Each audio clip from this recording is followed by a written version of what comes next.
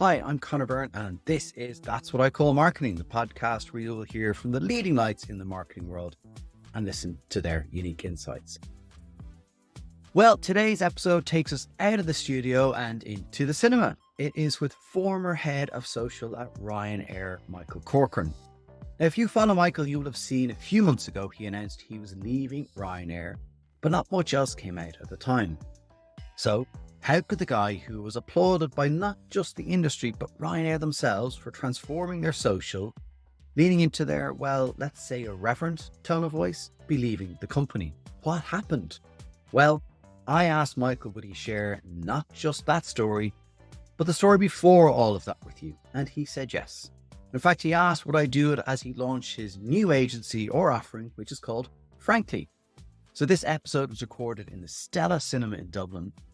Now, unfortunately, the guys Michael had doing the sound on the day, we had a few problems. I don't know if they weren't plugged in or something. Now, no jokes about no cost here, please. So unfortunately, we are working with the sound from the camera of the day. So we ask that you be a little bit forgiving of the sound and some of the background noise.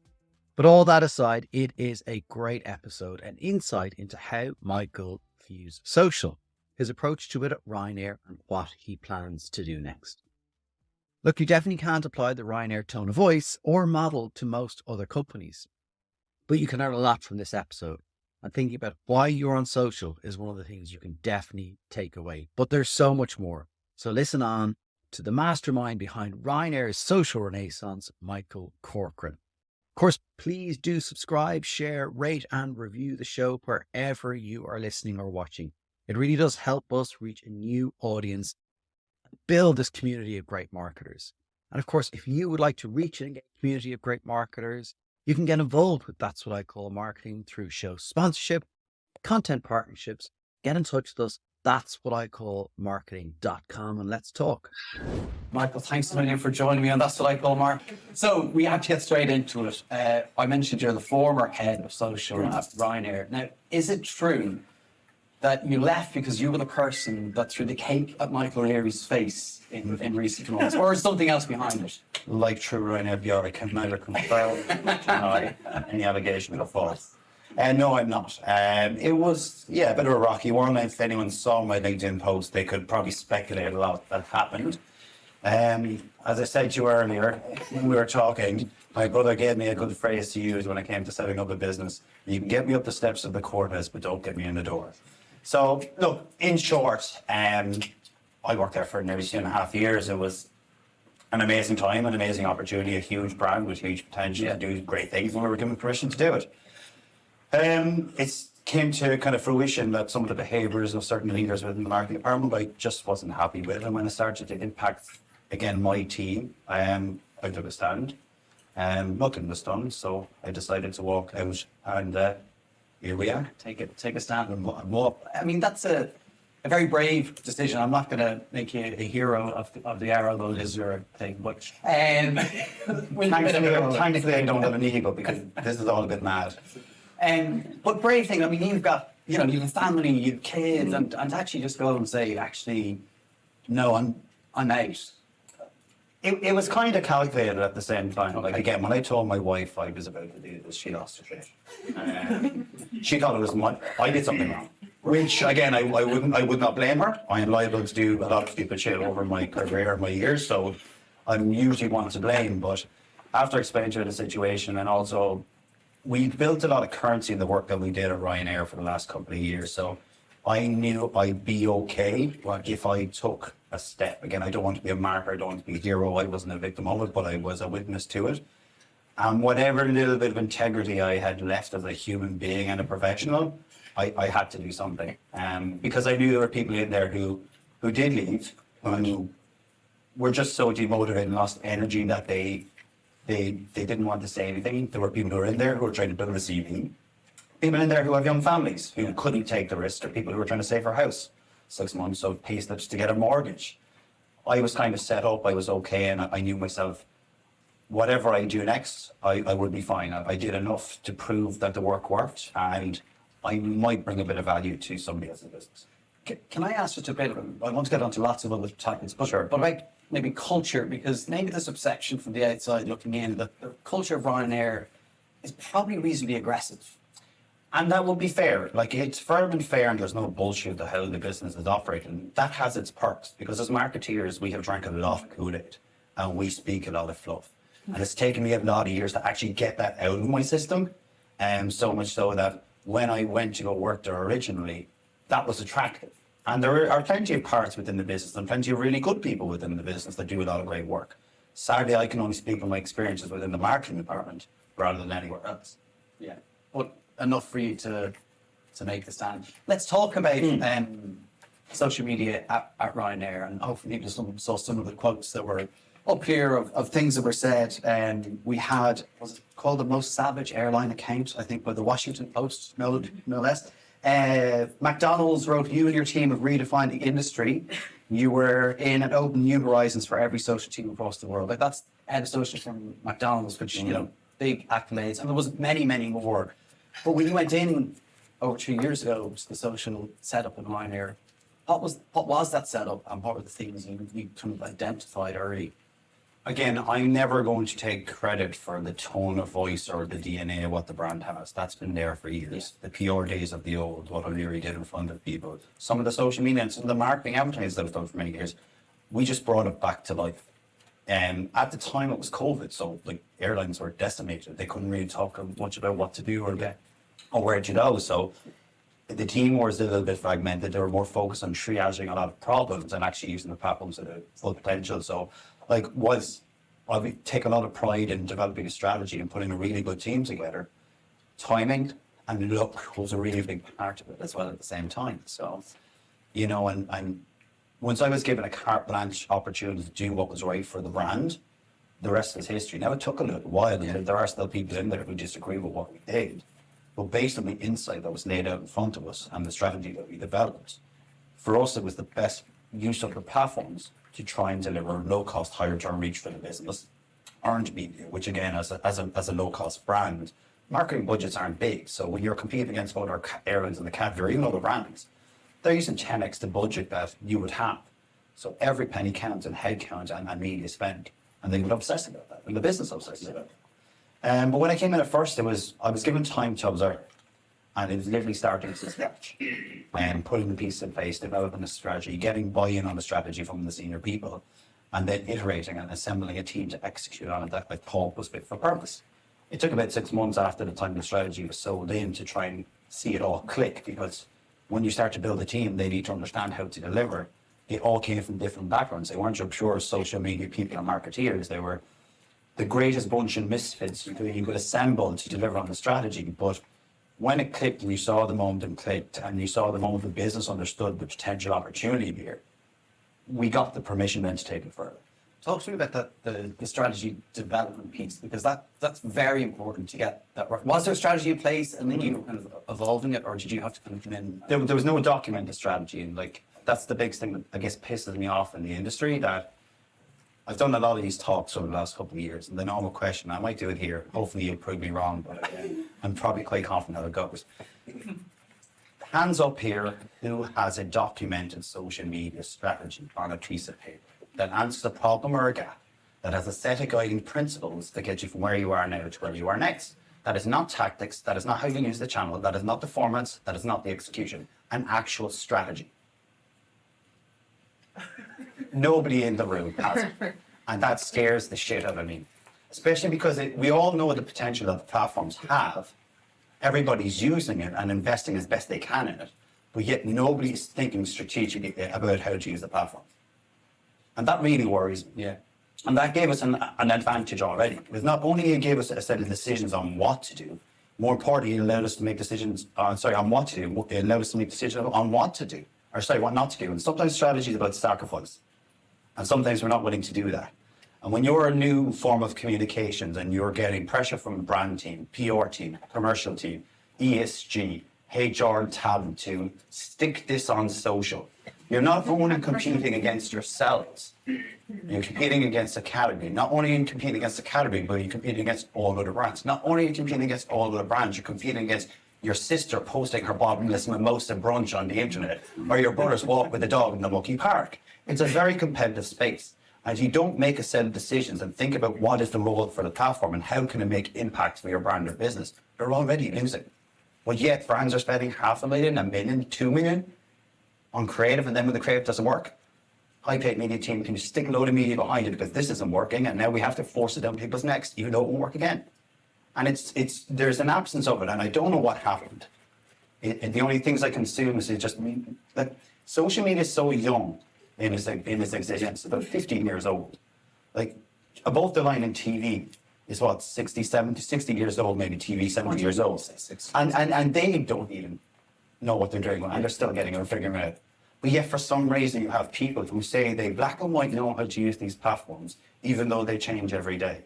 And it's this domino effect of this bullshit that comes down that's creating this sea of chaos that everybody's losing, but all the platforms are winning because we're putting all this content, all this money on them, and they're putting it in their back pockets. What were the things you decided you weren't going to do? What were we want to do this? Well, we weren't going to be a traditional brand because Ryanair in its DNA has been a disruptor. It has been a polarizing brand since 1984. You flew Dublin to London on Aer Lingus or British Airways, it would have cost you €300 or €400.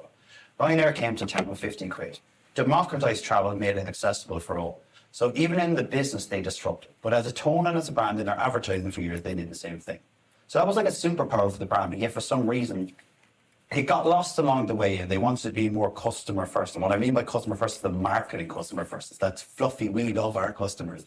No, they fucking don't.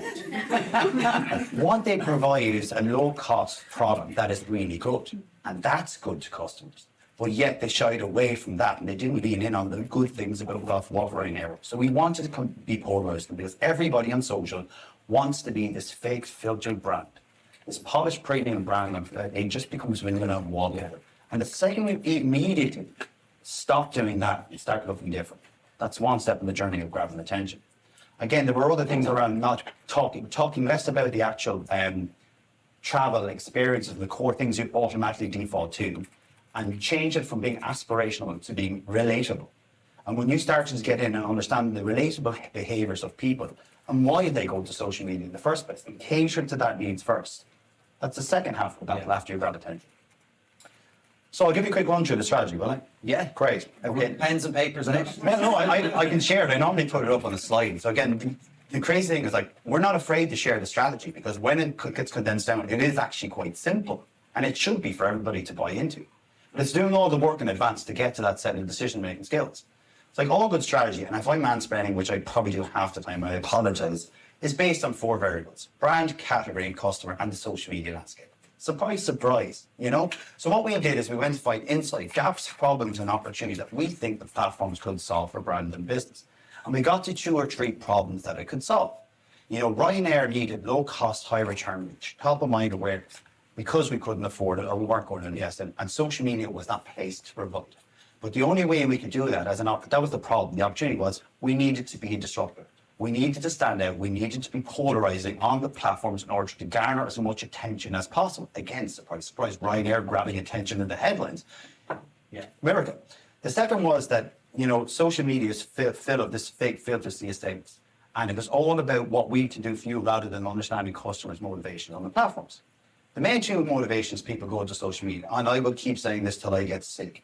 1 is to be entertained, and 2 is to escape from the chaos or the realities of life. And if you're there forcing passive content or heavy ads on the platforms, they're immediately going to switch off. So it's about understanding those motivations first. And again, you think about what you do in your day as busy marketeers. You're working maybe 10 to 12-hour days. You're on awful commutes in and out of Dublin, or even just to get across Dublin, it's bloody awful.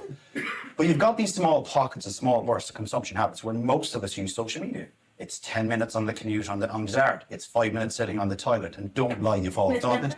It's those little moments of serotonin and escapism most people look for, but yet we don't cater to those needs in the content that we create all the time. One other thing, though, would you agree, people go to social media to give out? Oh, yeah, and that's the next thing. We're just about getting there, okay. You got ahead. So the third problem Ryanair had was people had a different perception about traveling low cost than what they should have had. And this was being played out in social. So there's, again, a lot of first world problems. if you understand Ryanair and you read the terms and conditions, you understand the product. But for some reason, you had these privileged people and a privileged audience who gave out constantly about first world problems because they didn't read the terms and conditions, or their expectations were just way too high. They wanted USB chargers, massage seats on a 2-hour flight to Malaga that cost them a tenner. Emirates, Ryanair prices. So we tapped into that and we wanted to try and put some manners on it. So rather than trying to communicate it in the other way, we wanted to find a way to shift that perception and use the platforms to do it and make people hate Ryanair less. I'm not going to talk about brand love, that's another piece of fluff. It was just hate the brand less and shift the mindset. I wanted to finish that one. Were you able to measure hate the brand less? Yes, brand survey. Okay. So we didn't need to reach 2 million people in 18 months just to get that with Brian done. We actually then asked our insights team, well, how can we measure this to actually show that it's working? So within our brand surveys that went out to, I think, 30,000 people, I might be fluffing that. I have somebody in the room who's giving me a nod to say, was it about that? It was about that? Okay. So they went out to about 30,000 people, and in those we asked the question about, what is the forms of communication, the things that actually make you like Ryanair more. I would have preferred to say like paid us less, but again, that was a battle I lost. But in that, we started at a baseline of 2 in 10 people like the brand because of what we put out and how we behaved on social media. Honest, transparent, uncomfortably, for some people, but that's what we did.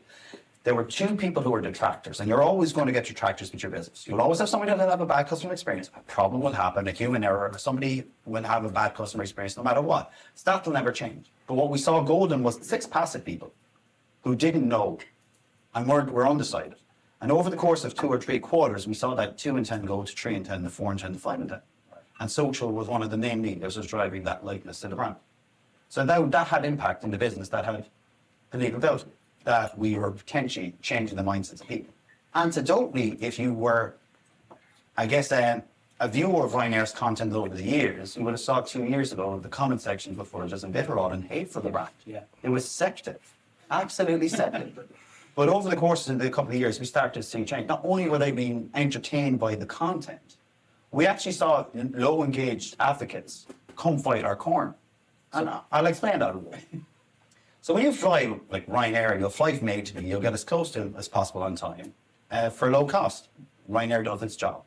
But yet nobody's going to go and hug every crew member or pilot going, you're the best airline ever. They're not going to rush to social media and go, this is the best brand ever. I've had the great. No, we just did our job. Okay, there's the right keen quote about the postman. You don't open your door every day to the postman and give him the biggest hug and a high five and say, you smashed the postman back. You're the best postman we do ever. For bus drivers, though. We thank them Yes, and we get off thank the them. bus. We do. Yeah. We do. But the postman did its job, and Ryanair was the same for many people. So we were left with nothing but negativity at first. But as the content started to unlock, and as we started to tap into relatable moments of cabin no cost, as we started to explain the business model to those who were smug enough to understand it, they started to appear in the comment sections because they saw other people complaining about terms and conditions that they didn't read or first world problems. And they actually started to fight our corner first, helping shift the perception. Right. And now if you look at the comments, yes, it has a certain amount of negativity, but the sentiment tone towards the brand has completely changed from what it was 2 years ago. And that obviously then internally huge, I guess, flawless and people loved it. You mentioned earlier on that there were some that didn't agree with the strategy and maybe still don't. Why was that when it was proving out that it was working and performing? What was the challenge there? They never could understand or articulate it in a very good way as marketeers. What their problem was? What their problem was with it. I think it was more subjectivity than actually looking at the information in front of them. And that's sometimes where we fail as marketeers. There's too much subjectivity in it. We need a certain amount of business acumen and experience and gut and feel to make a decision in. But they were wanting to be something the brand is not. And when you start doing that, people will call out bullshit straight away. And no better place to call out that bullshit is a place where they can actually talk back to you.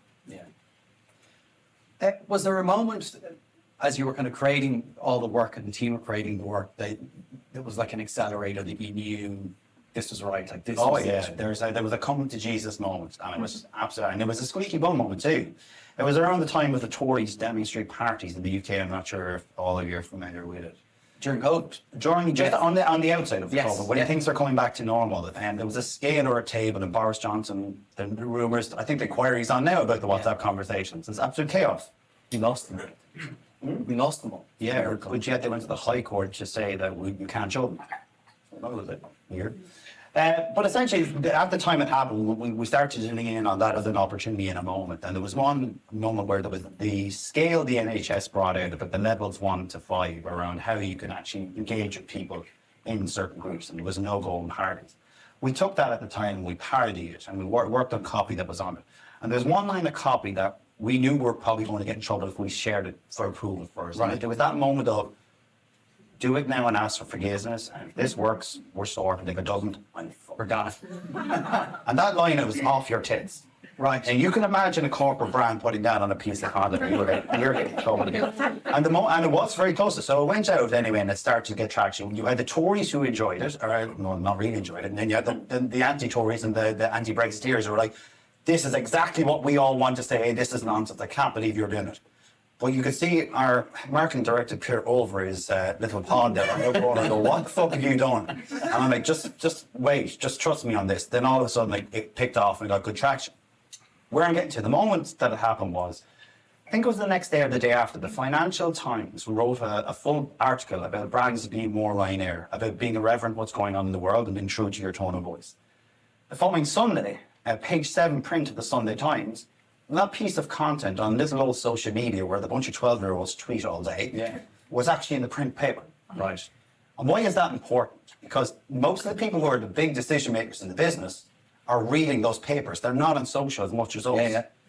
The fact it was in print, it means investors, CEOs all saw it. When we knew we had license, that was printed out with a handwritten letter from both our CEOs for both articles and put on our table. That was literally that you have permission now to disrupt. And from that was like the papal smoke going up and like, okay, let's supercharge it now. We got this. So how did you go about supercharging? Because again, looking into Ryanair, it looked like their machine, and it was just. It was a machine. Yeah. We assembled a team of 8 people, including myself, and they were a mix of different types of characters and people that were needed. We needed social media managers, kind of the traditional people, detail-oriented people that needed the platforms, and we needed them basically to steer the ship. But we also needed to find people who were creators, because the strategy was a creator-led approach. And again, we can unpack that a little bit more. Maybe I can talk about it later for the purposes of saving you 25 minutes of boredom. But essentially, we assembled this. I know it's locked. We are going to sacrifice one of you marketing directors to marketing. It's going to be the one with their hand up. Yes. The strategy. Yeah. First question, you're gone. But essentially, what we did was we assembled people who knew the platforms, who knew how to take a low-fi approach to creative, knew how to understand creative content, match those detail-oriented people to figure out a way to deliver as much content across reactive and always on as possible. Within the execution of the strategy, there were 2 leaders. There was reactive and community, who did what I said in the tin, and there was always on. So we divided the team essentially to 2 tribes. And the commitment was 50% of your working week is dedicated to that tribe. So we had 4 people on reactive, maybe 4 people on always on. And in reactive, they were the newsjackers. They were the people who found and developed discovery processes to try and find what was happening in the news. And then we created processes and conditioned ways to then write and develop entertainment-like content that was indirectly or directly connected back to Ryanair and do it at pace. And again, we can unpack that further if you want. On the other side then was always on. They were the people who were trying to deliver the perception change messages. And in that, they were delivering as high a frequency as possible, static and video production creative that landed those messages in an equally entertaining and self-deprecating way, and delivered that 1 week in advance that then was put into our schedule plan. So the 2 of these working together allowed us to build and grow our foundations. And again, a jab hook is something that somebody said to me before that stuck in my head. I won't take credit for it. But essentially what we were doing, it was like we were hitting a right jab with reactive content. We had this big opportunity to reach as many people as possible with the reactive content. Now, what I can say about the algorithms, aside from that, because anyone who says they know that they're talking about algorithms is also full of shit. They're spoof merchants, okay? Even the algorithm, the robot itself doesn't even know and is trying to figure it out. But what we do know is that your content gets served to a small pool of low-engaged users. And if they engage with it at a certain speed or a certain rate, it's going to push it out to more low-engaged users. So our content is all about breaking that threshold. And when we reach loads of low-engaged users, we then had a small window of opportunity. If you engage with that content, it says, okay, you like this piece of content, whatever it is. So we're either going to give it more content from that account or similar content of that style to you. Yeah. And it creates that window of opportunity. If you can find other content that can equally engage with them after that moment of I guess, virality, for want of a better word, you can equally grow your foundations. And by using both of those styles of content consistently at frequency over time, we got our foundation. So I think it was on 5 million on average when this really started to take off, to averaging 30 million plus people, but without any paid right. This is That's What I Call Marketing. If you would like to get involved with the show through sponsorship or content partnerships, visit that'swhaticallmarketing.com. Talk about the frequency, like what sort of frequency? Again, people will speak about how much is content. Again, it depends. It depends on what you're doing, how many channels you're on. But there was no science to it at first. But again, I was on another podcast before, and when I explained, they go, "Wait, Michael, that isn't actual science." I was like, "Okay." There was a method. Yeah. So we needed to see, say always on from a point of view, we need to see, well, what was the max amount of content you could deliver on a week-to-week basis in advance? So we just set a number, and looking at how long the average piece could take, we said, we need 10 pieces of video created every week, and we need to get it consistently 1 week in advance. When we reach that and we get comfortable doing it, we're onto something. Equally same with static creative. So we built this system, and it was awful at first. It took forever for us to get there. And again, it wasn't perfect, but we eventually got there because people were new, people will fit in there. And the quality of the content wasn't great at first too. Again, we were using static images with puppet minutes just to play against down to trends, to the point where we actually had real people on camera and improving the quality of the creative concept. Yeah. But we eventually got there. When we got into our rhythm, we started to see, well, what content is performing and being sticky? Okay, we're going to put that into a bank. We called it the Banger Bank. Great name. And in that Banger Bank, we just started to build basically a bucket of content that we needed to reuse and could reuse. And essentially, when we got to that threshold of hitting, I think it was 100,000 video views, which is absolutely mad, by the way. If you were asked, could you hit 100,000 video views in most brand piece of content, they'd be like, yeah, I'll take it. But that was our baseline. So we started to build a system. When we had a reserve of content that was big enough to bring back into our weekly planning cycle, we dropped the amount of content we made. So we went from making 10 to making 8. We brought 2 in for the bank. Then we went on again, we refined, got better, we learned. Then we went from 8, 6, and we brought in 4. And we got down to making 4 pieces of video creative every week, bringing 6 back in, refining, tweaking, spending less time. And what that happened allowed us to do, we were able to build this catalog of content that was the foundations of our output. We were able to reuse and recycle content, and we were also then able to free up time and capacity to focus on another project that we need to fix within the strategy.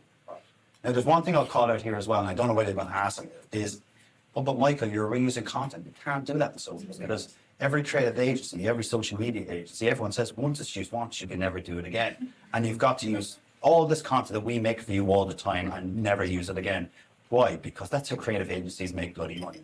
You know, and it's the biggest, again, Ponzi scheme the social has been for the last few years. Because the diagnosis for, to win on social, you must need new content all the time, a conveyor belt of 30 pieces of content, a full content plan every month, but you can never put it on again. Imagine if I went to you as a marketeer and said, right, I want to make a TV ad, Michael. I want to spend 250 grand on it, but we can only put it on RT2 at 9 o'clock tomorrow night, never use it again. You tell me to fuck off. We need frequency, we need repetition, we need to land our message over time. But yet for some reason on social, you can't do that. You can never reuse a piece of content. But the reality is the content itself is only seen again by a small pool of people, those little tiny high engaged users. And if they see it again, good, because that's recall, that's repetition, that's frequency. But for the vast majority, they'll only see it for the first time. So again, we debunked all of this bullshit and we created a system that actually got us more bang for buck. So rather than one video delivering 100,000 video views once and never using it again, we were using it every maybe 12 to 16 weeks over a course of a 1.5 to 2 year period. And the funny thing is, as we built the system, the performance of the content grew over time. The foundations grew over time. So that 100,000 then became 200,000. Then it became 300,000. Some of them hitting 1 million. So the return on investment of the content became rather than, X amount of money or X amount of resource for 100,000 views, it became the same amount of resource for 3 or 4 million video views. Was the pace relentless in trying to create that, particularly at the beginning? Because I say it was an absolute gobshite even. But again, I wanted to create a culture of delivering in the right way and hitting goals and get the process. And we still had a lot of fun. If we were creating boring content, I'm sure they would have walked out the door a hell of a lot faster. But the fact that we were delivering something that was right and true, and we were finding methods and ways to improve it over time, I think it got a bit easier. It was challenging, but like all the work it should be. But the guys had creative freedom, they had a license, and they had a playground to do things really, really well. Did you get anything wrong? Oh, it's tight. You always get it wrong. But that's the difference about being brave. And being brave on social or marketing can differ for everyone. But Ryanair had it. And again, everybody complains about Ryanair anyway. So seeing a negative piece of content wasn't really happening. There were moments where us as humans, we are emotional. We are going, shit, that was bad. But in most cases for the content, it was fine. We understood, we could compartmentalize. And if they did have a bad moment, well, I took accountability for that straight away. It wasn't their problem. There are moments I think that went really wrong, and there were moments where it went wrong, but it was good that it went wrong at the same time. I'll give you an example. England's World Cup squad announced we had Jordan Sancho. And he didn't make the squad, so we put out a piece of content that was, the context of it was always look on the bright side, you can travel with us. And again, that's what the context was, and it wasn't well received in that way. So we didn't do enough due diligence just knowing that Jordan Sancho missed the penalty in Euro 2020. And there was a lot of, I think, toxicity and bullying around that people connected it to it out of context. Were we focusing on that? No, we weren't. But that doesn't stop the internet from doing it, and they will always do it. So you had United fans backing him up, you had English fans who were backing him up, you had all this completely exploded, who were getting offended on his behalf. And then you had the people who are influenced, who do the same thing, and that just supercharges. Our lovely friend Stephen Market, our CEO, staunch United fan, got outraged on their behalf, because he's probably mates with them, and took it in hand to screenshot it and put it on LinkedIn and was like, holy shit, we're fucked. So that went and exploded. But what happens with the anonymity tweet when it takes it out of comments? You have people who get outraged on somebody else's behalf. You have people who just genuinely don't like you for some reason, whether it's a bad customer experience or don't believe the values the brand have, and who will go after you. And then they're just idiots on the internet who will take you down because you appeared in their feed and it's your moment and to be cancelled. And you've got to be okay with that. Now, were there things that could have been things to mitigate that? Yes, there are. One of those is we tagged Jordan by mistake. We don't normally tag accounts unless they're public figures. If they're public figures or politicians, fair game, we will rip them apart because you can. Some people know. For those who don't, search Ryanair and Prince William and connect the dots. So when we saw that, we have to do something about this because the media weren't going to because of their secret handshake with the royal family. So it was a great opportunity. So then, okay, well, why don't we share a picture of a seat with the armrest? So the guys went and did it. They got the piece. There was a set of seats downstairs. They go, we put it up and giving enough of the information to make the joke still work without getting us in trouble. So it was essentially, William, we saved you a seat. Now, that could have been any William. That could have been Josie from, Ellison County Clare who called Ryanair and went, guys, it's our 50th anniversary. I want to surprise my husband, Seamus, with a holiday. Can we stick it and I'll post up on social as part of it just for the day? Sure. What I mean by that, we mitigated so much that it can be interpreted into anything, and the audience were let decide what it was. So we put it out, blew up as it normally did, because people understood it. I was at home playing fetch with my dog in the green. I get a phone call from the PR team. And it says, Michael, what have you done? I went, what? Kensington Palace have called and they said they wanted a piece of content taken down or a public apology from the CEO or a statement as to why he did it. And I went, oh. I said, have you contacted the legal team? She said, we have. And they said, are we liable? And they said, we're not. So they said, well played. So that was fair. And I went, well, what do you want to do? He said, well, I have to go talk to the gaffer now and figure it out. So they went to him and talked and they asked him, well, what do you want to do? He said, well, I'm not going to apologise. I said, well, what? Well, we could make a statement, so can we just delete it? Well, we can, because we got what we needed from it. There was screenshots galore, it was shared everywhere, so we got what we needed. So we called him back and went, yeah, we'll happily take that down. Fair play, thank you, bye. And it was just done. It was done.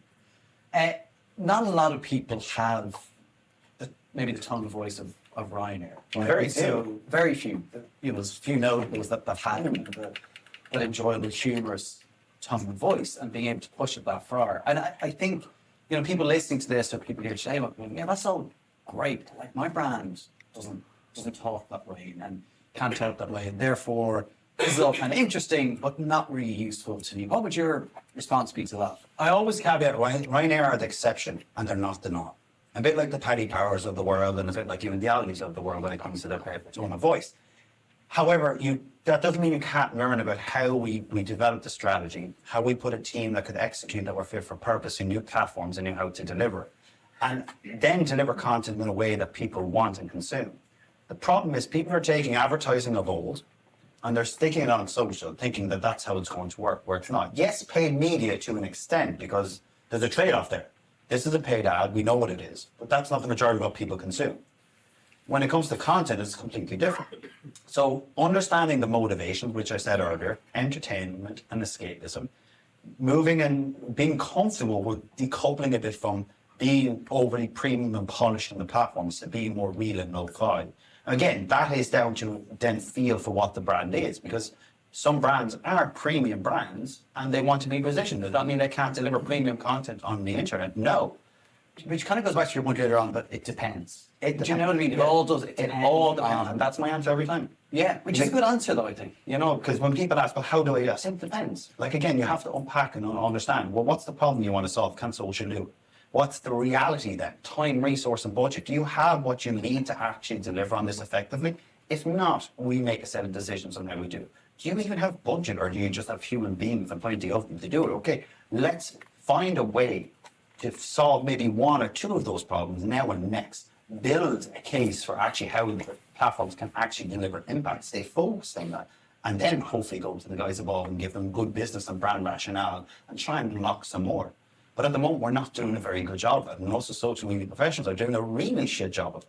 Like, we're to blame for what's going on. We're to blame for C-suites not understanding this, because they have a perception of fluffy social media, and rightfully so, because we aren't building the case with them against brand and business to unlock and get a respect for the opportunity that's there. You were able to tie, the social media work to what you call a brand you love, Or less hate. Less hate, shifting perception, which is important. Were you able to connect it to commercial outcomes? Yes and no. Holistically, we could have. But what the fear of that is, we were confident knowing that it didn't matter how much marketing you invested in Ryanair, the quality of the product would deliver the commercial needs. And there were other problems to solve for the business beyond the commerciality. If we started to connect and track data and track conversion, we would probably lose the essence of what it was. We'd get bogged down and focused on conversion metrics rather than brand building metrics or perception changing metrics, and then we would not have won and delivered what we did. Like, that data is important. There are important conversion and capabilities of social media.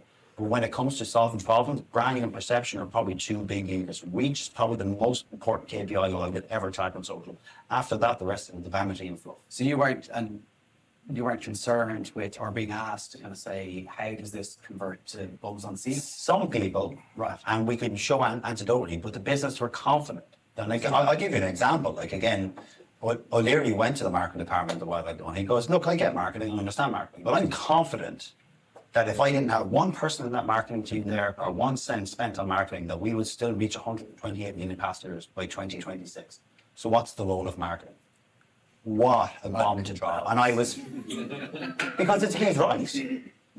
And like, everything we did was built on understanding the business and how we can plug ourselves and be a representation of that. And that's where we had the tension with other marketeers within the team, wanting to be this warm, customer-friendly, fuzzy brand, and wanting to do all this marketing. But it wasn't Ryanair. And that's what was so brilliantly simple about what we did.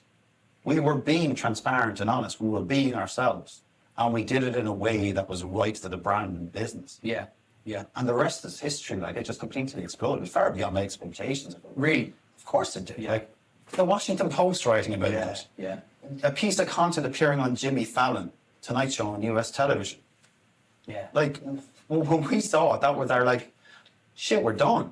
Like, I can retire now. I can go back farming. You can't until you're interviewed with the local radio station. Oh, it's going to be your biggest. Well, that's I think this is lovely though. That's probably a sign that we must have done something right when the Kilkenny people is calling me for an interview. Now, the only time I thought I'd be in the Kilkenny people is probably 2 occasions. One, if I was appearing in front of the district court, and 2, the death notice. So it's a bit wild that when this is happening, that you must be doing something that is impactful.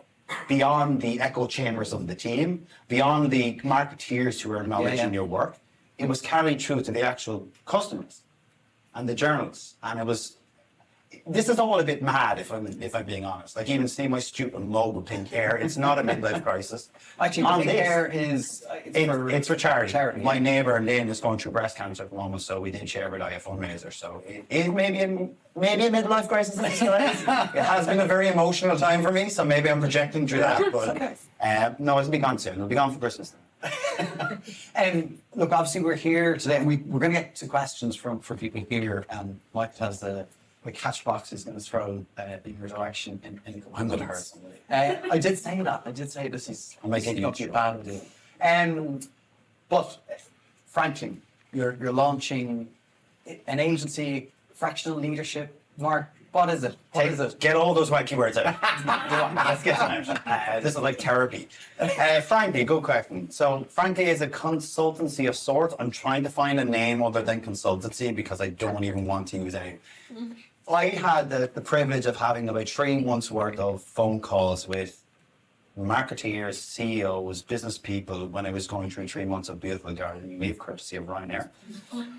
And I started, again, I had an idea in my head that, look, strategy is a big problem. Operationally is a big problem for a lot of businesses, internally and externally, in making this work. And I thought, well, that's what I do best. Like, beyond the creativity and the funny crap we put out on the internet, which is great, and I have my couple of funny ones that I love myself, a couple of them dad jokes. Where I get my kick out of what I do is spotting problems and trying to find a way to fix it, thinking outside the box. What are the challenges that we face that we can tackle based on the realities of what business can have? And putting a team of people, no matter how big or small, together to try and figure that out. When you see that click, when you see them grow, when you see them develop, that's where I get my buzz from. And a lot of the same common problems were appearing when people were coming, oh, Michael, we want you to be head of social in this business. And I'm like, you don't need me as a head of social because you're just going to bring me in, pay me through the nose for money. You know, I'm going to sit under a head of brand. I won't have a seat at the table. You won't let me fight the fight that I think is right. So all I become is a really overpaid community manager. And I said, that's not what you need. These are the things you need. And there's a better way to do it.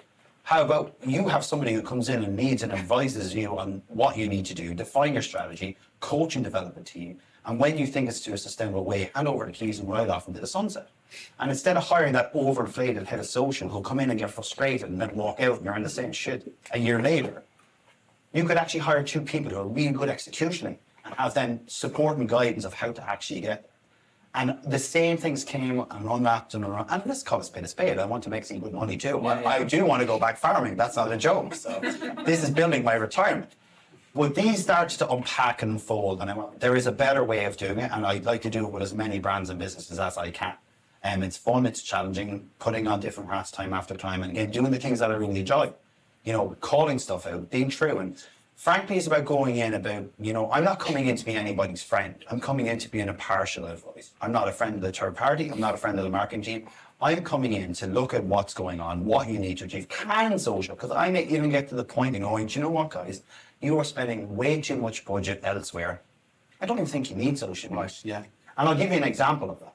And I'll ask it to you. You probably have listened to it, so you probably know the answer. So if you do, be honest. When was the last time Nike posted organically on their Facebook account? I did hear this. You did hear this. They have 70 million followers on their Facebook. Yeah. When was the last time they published on it? I can't remember. Was it 3 years ago or something? January 2018. So you think of a brand as big and famous and great at storytelling as Nike, but they're not posting on Facebook. What's going on here? You can make an assumption that they understand how everything else is working holistically, how they're delivering storytelling with other social media platforms. Then they made the decision not to use social in that way. Yeah. But that doesn't mean they're not using social. That doesn't mean they're not using Facebook.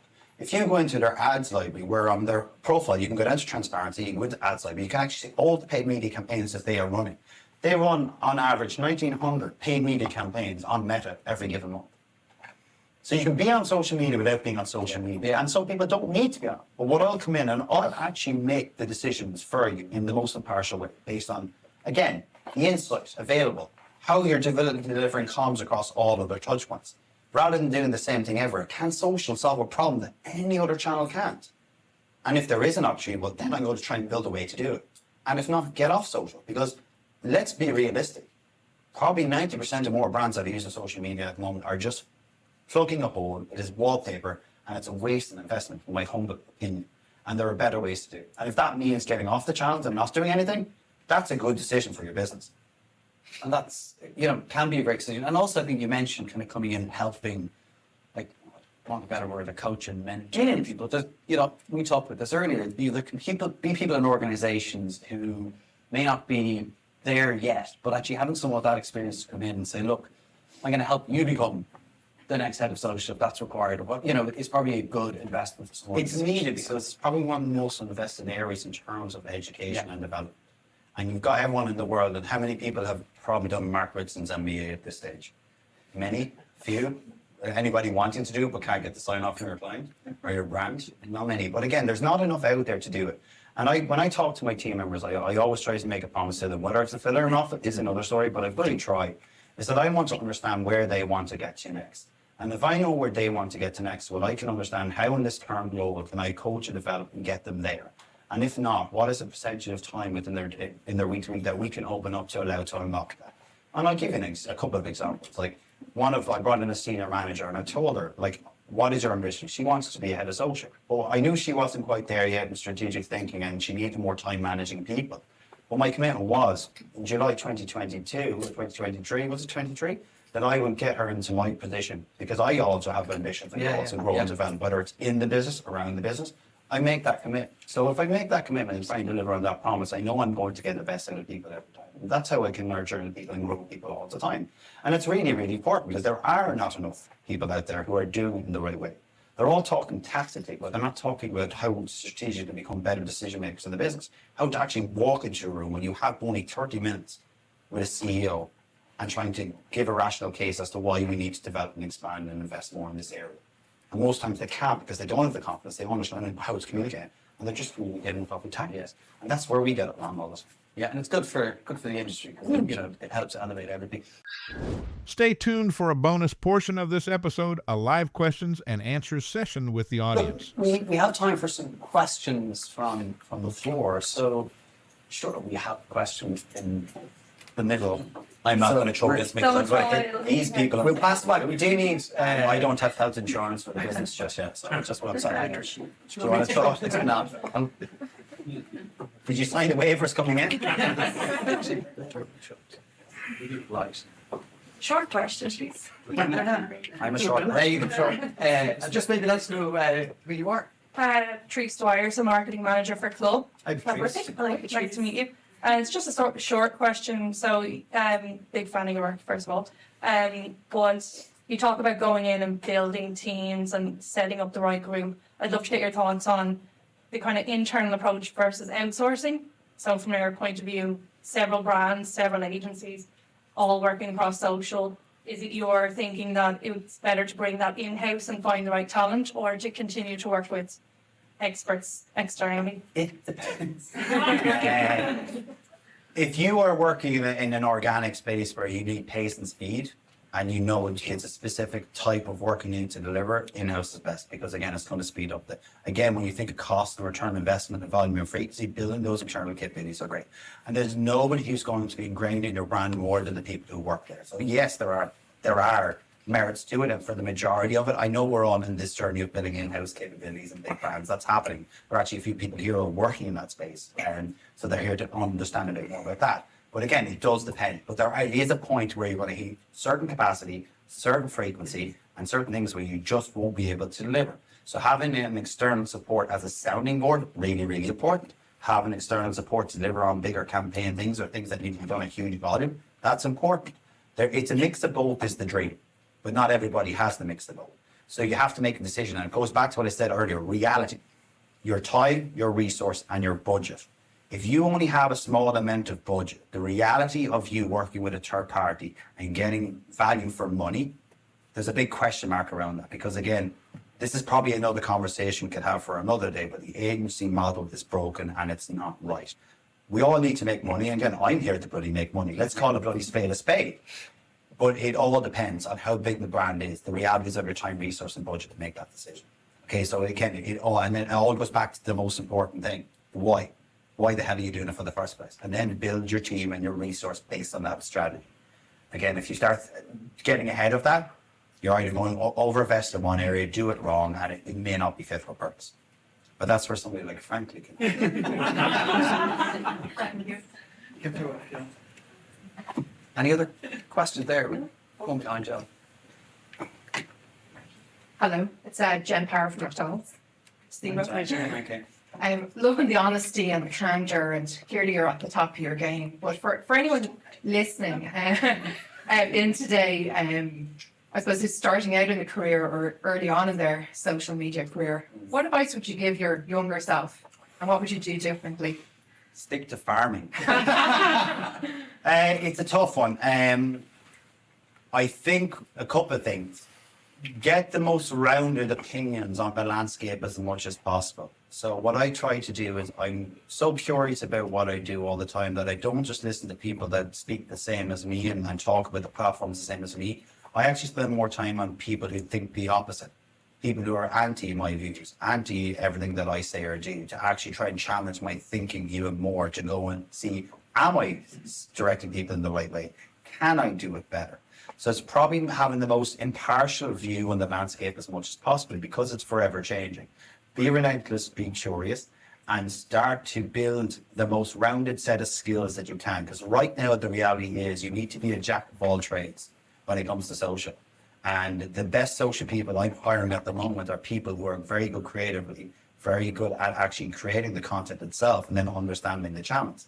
And that comes with the problems too, because that means that, again, wear out, burnout, capacity, resource, it becomes a problem for the individual.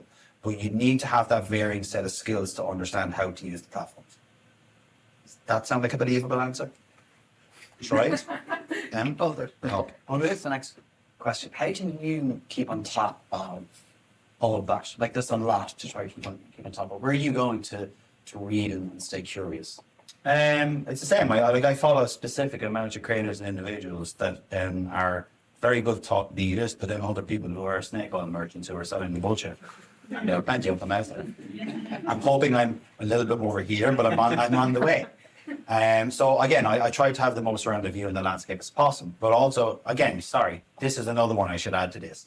You know, when it comes to social media as well, you still need to know the timeless truths of how to use it from a marketing point of view, if marketing is what we're talking about. So given the literature and understanding, again, the basic principles of marketing is really important, because I think that's something that a lot of social media people are not. They're understanding the platforms, they're understanding the tactics, they're amazing creative people, but they don't understand how to bring it back to brand or business. So again, learning timeless truths and marketing would be important. So again, finding a few books or ways to learn that would be important. You know, the long and short of it, how brands grow, alchemy by Rory Stover, and all those kind of key staples that they need to get into their system to then match social with marketing would be a really good thing. Yes. They could listen to this podcast as well. Like to tweet at a very basic level. And that's even what I try and teach my team first. I take away the shiny toys that are spoof, and I try and build it from scratch, Excel sheets and doing things manually to really earn and figure it out themselves before going and overpaying. Because again, social media as an industry, we're struggling to get investment in. So paying $100,000 for a listening tool, that's absolute bollocks. That isn't a true reflection of social media, is a waste of money in my opinion, until they come with a solution. Because they always come and sell it. Oh, it's even better now. I said, okay, where are you pulling the data from? Twitter's API and public commentary on Facebook, which is, again, not enough. Twitter, how's it gonna go next year? It won't go away. It's not going away. Like, you know, it's the best to fuck it up. You know, so it won't. But again, the one thing I found interesting was the power play of big brands saying, oh, we're removing all our investment from these platforms. Do you think Elon is scared? No, because this happened to Facebook about 3 or 4 years ago whether I think the transparency and safety and the big players said they put away too, but they were like, we can deal with this, because what you need to understand is the majority of people who are using advertising on social media are SMEs and not the big players. When you put away the big players, it's a small chunk. The large majority of people, and he even said it on stage, that it's okay, now we're going to shift our focus to how we can help SMEs using platforms more, because he knows that that's where most of the money is in advertising is coming from, so he's not worried. But there are plenty of things he's doing to break it. We're like, oh wait, no. These trends needed to be a better place? Yes, but are they ready? No, they're not. Unless they get into Europe, they're going to struggle even to change our mindset. And all Threads is at the moment is a place where social media managers can go and have corporate banter with each other because the company doesn't know it exists. Sounds like a good use of time.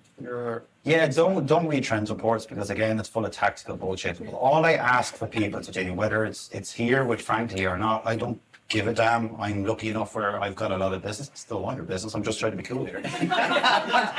But essentially, start thinking strategically, please. Okay, every brand in here can do a better job on the platforms if they actually find a problem that the platforms can solve. And don't be afraid if it doesn't to not, because if most of you switch off everything you did tomorrow morning, nobody would give a fuck. That's the reality. Okay, that's the reality.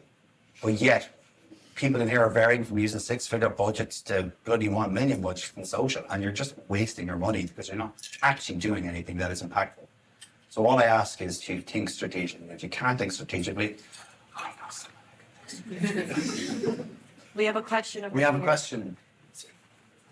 How are you? It's a follow-on to your threads mentioned there. It launches in the EU on Thursday. And what do you think were the biggest mistakes the platform made with the original launch, and what do they need to change to make it a long-term success? I don't think they need to change much. The fact that now it's accessible, it will help. They made some huge decisions around plugging it into automatically bringing followers from Instagram over. However, Instagram people don't use Twitter probably quite a lot. They need to convince everyone else. So it will start from the top down rather than the bottom up. You need the big players to move. You need the big media publications to make a stand. You need people to stop reporting the news on those platforms in order to give Threads a chance of winning. Once that becomes the source of instant news and breaking news, now it's going to start playing it as a competitor to Twitter. No matter whether you like it or not, most times people go to the actual platforms is to actually find what's breaking and what's happening on the pulse. Live engagement when it comes to sport, news, breaking things that are happening. That's where the source is. And that's where it comes to be. Some people will argue Reddit to an extent as well, but once they start to bring the media houses over, it could be toast. But I don't think it will be. It would be hard for people to navigate away from it. Brighton news, thanks. I think it's only reader view for EU at the moment. Yeah, that's all I see, and I'm like, I still have a post that is like again this kind of rainbow wheel of death posting. Because funny enough, when it came, we found a way to actually get on it.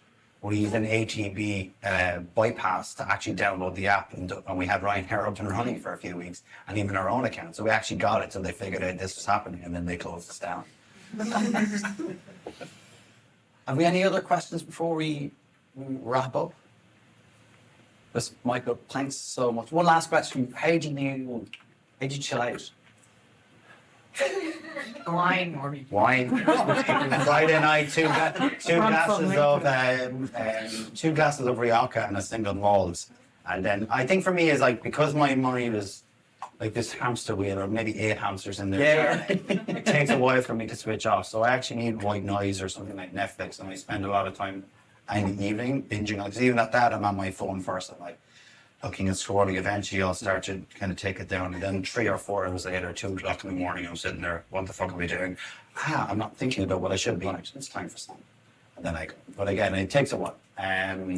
It's probably down to my maybe dyslexic brain, or just, again, I've become an addict. I don't know. It's hard to switch off. But again, that's the benefit of, I guess, what the business I run, because I can be probably one of the most best informed people on it. Brilliant. Well, listen, thanks so much. Really appreciate you being a guest on That's What I Call Marketing. And a big thank you for everyone for coming, by the way, too. Look, if anything, you came to hear a bit of unfiltered, maybe preaching, but again, I keep saying, please think strategically, and hopefully we'll all do better work. Brilliant. Michael Corcoran.